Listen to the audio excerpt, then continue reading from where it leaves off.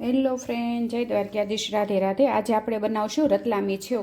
તેના માટે મેં અહીંયા 1 ચમચી તીખા લીધા છે, 1 ચમચી વરિયાળી અને 1 ચમચી લવિંગ લીધા છે અને 1 ચમચી જેટલા આપણે સૂકા મરચાં લીધા છે, બી સહિત લેવાના છે। અને હવે આપણે આને મિક્સરમાં ક્રશ કરી લઈશું।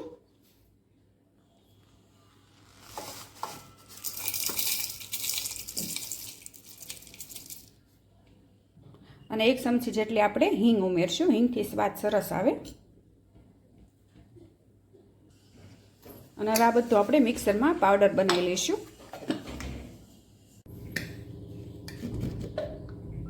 જો તમે અહીંયા આપણો આ મસાલો તૈયાર છે।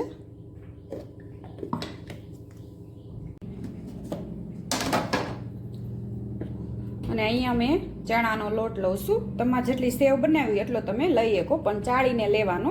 અહીંયા મેં 2 વાટકી ચણાનો લોટ લીધો છે। આવી રીતે આપણે ચાળી લઈશું।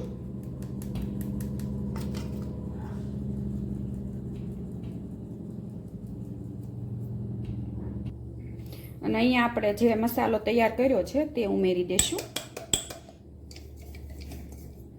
અને તમારે જેટલું તીખું જે પ્રમાણે મસાલાવાળી કરી હોય એ પ્રમાણે તમારે મસાલો કરવાનો।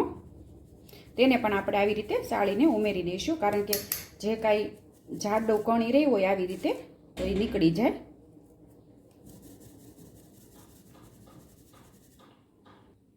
અને સ્વાદ પ્રમાણે મીઠું ઉમેરી દઈશું।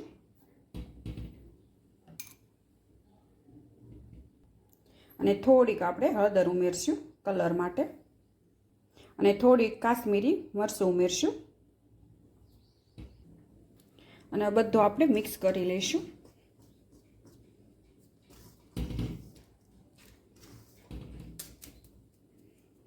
હવે મોણ માટે આપણે તેલ ઉમેરી દઈશું।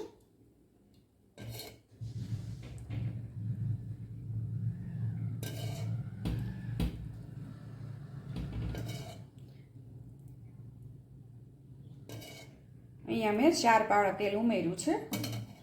અને તમારે જેટલું ચણાનો લોટ હોય એ પ્રમાણે તમારે તેલ ઉમેરવાનું।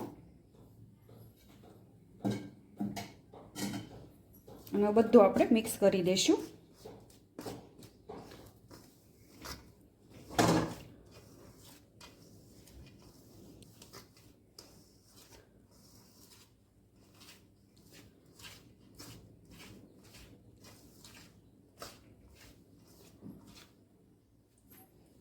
અને આપણે થોડું થોડું પાણી ઉમેરતા જઈશું, લોટ બાંધતા જઈશું। આમાં બહુ પાણીની જરૂર નથી પડતી, એટલે ધ્યાન રાખીને સેજ ઉમેરવાનું। જો તમે લોટ આપણો બંધાઈ ગયો છે।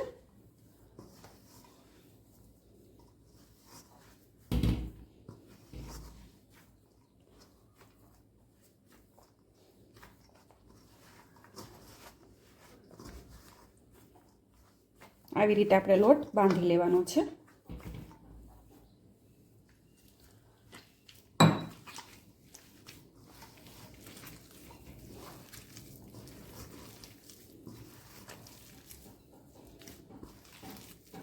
અને થોડીક વાર આપણે ખૂબ મસળવાનો છે। આવી રીતે મસળતા રહીશું, થોડોક એનો કલર બદલાય ત્યાં સુધી। અને પાણી થોડું થોડું ઉમેરતા જઈશું। જુઓ તો આવી રીતે આપણે મસળી લઈશું ખૂબ।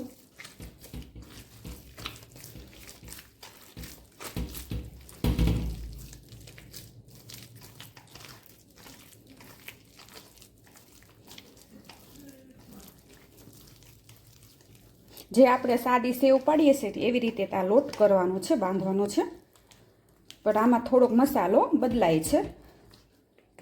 જુઓ તમે આવી રીતે આપણો સેવનો લોટ બાંધી દઈશું। અને આવી રીતે ખૂબ મસળી લેશું।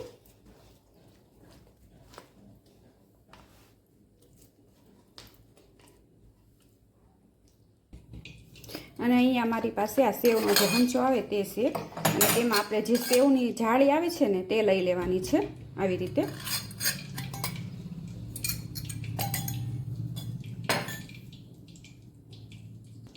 અને તેમાં આપણે તેલ લગાવી દઈશું।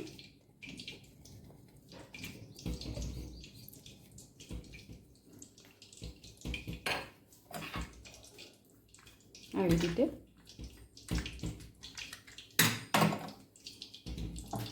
અને હવે આપણે જે સેવ માટે બેટર બનાવ્યું છે તે આમાં ભરી લઈશું.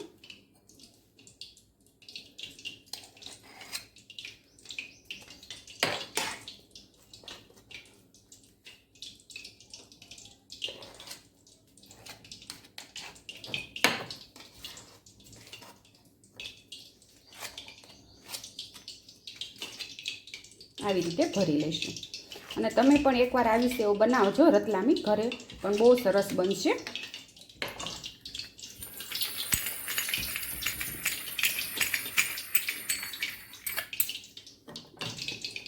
આવી રીતે પેક કરી દઈશું.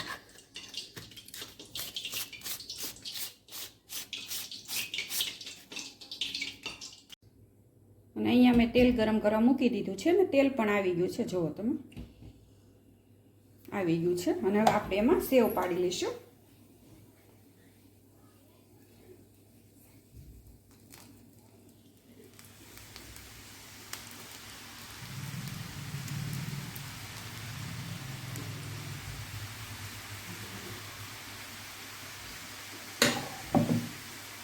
આવી રીતે આપણે બધી સેવ પાડી લઈશું.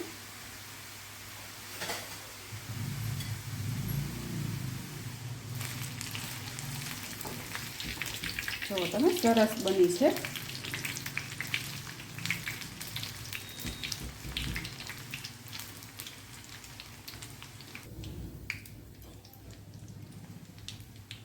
આવી રીતે લોટ બાંધશો ને સેજ ઢીલો, એટલે ફટાફટ આમાં તળાઈ જશે સેવ.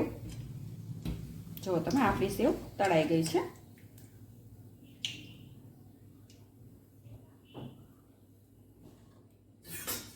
આવી રીતે આપણે બધી સેવને પાડી લઈશું.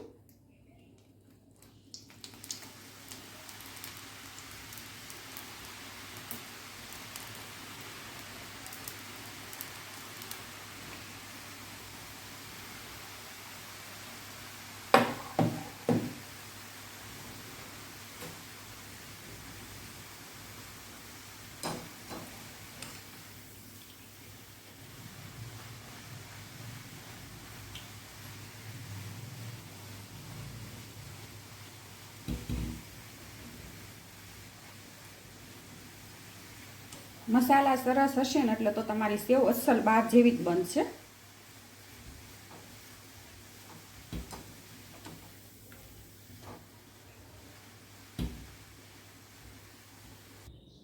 અને અહીંયા આપણી સેવ બધી તળાઈ ગઈ છે. તમે જુઓ છો સરસ બની છે. જુઓ તમે, જો એકદમ ક્રિસ્પી બની છે અને બહાર જેવી જ બની છે. આવી રીતે જો તમે.